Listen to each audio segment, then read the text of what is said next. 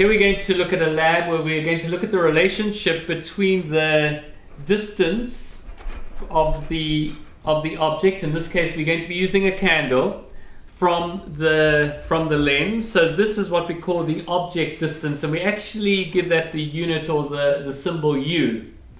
And when we put it a certain distance from a lens, it actually forms an image over here. So this distance where it forms the image, where you can see the clear image over here, that distance from the lens to the image is called our image distance, and that we give the symbol V.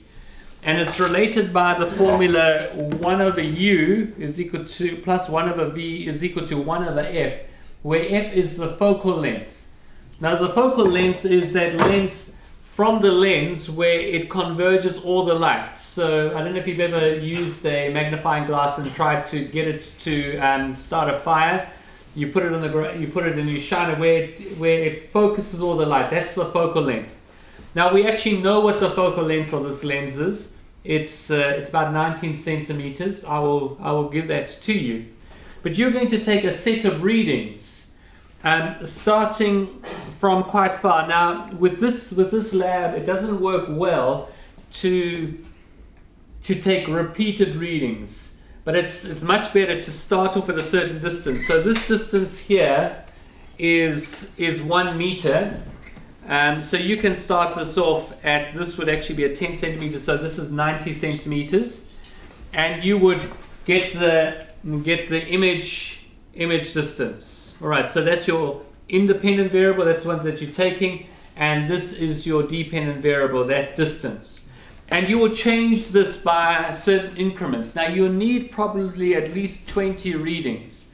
So you'd probably change this by, say, 2 centimeters or 3 centimeters, each case taking a value, recording the independent variable, that length, and then also comparing and then writing down the corresponding dependent variable, that length from the lens to the image. So you'd get about 20 different values. Now in doing this, you need to always be thinking about your errors, because you're going to get an object distance error. All right, what is the error that you have in measuring that distance? Now you have to estimate that. You have to be looking at that and making a reasonable estimate for your error in your object. And then for your image, you need to give an estimate for your image.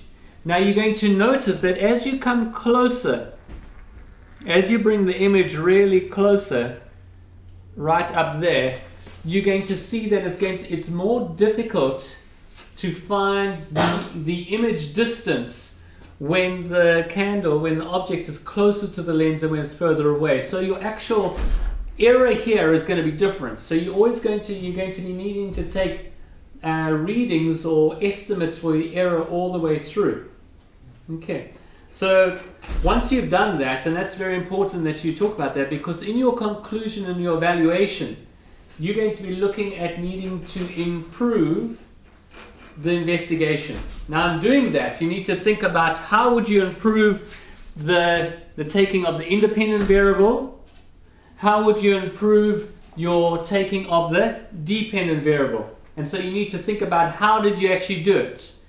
So it doesn't really matter so much about now in the first part about doing it perfectly, but when you come back to evaluate it, you need to think about how you did it and look at ways of how you could have improved it. So taking some notes, how you actually took it, how you actually took the readings is really important.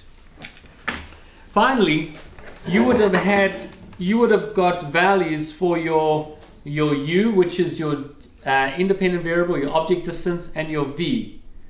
You need to somehow combine this equation in such a way that you form a graph that is a straight line, where from that straight line you can get a value for your focal length. So from these values you need to do some algebraic manipulation to get a graph that is a straight line graph, where from that graph somehow you need to figure that out, you'll get a value for your focal length. you can then compare that value for your focal length with the accepted value and do some error analysis. You will also in that graph put error bars for both your U, your independent variable, and your V, and get minimum and maximum graphs for your that you'll be able to from that work out your focal length, your minimum and maximum focal lengths. Okay.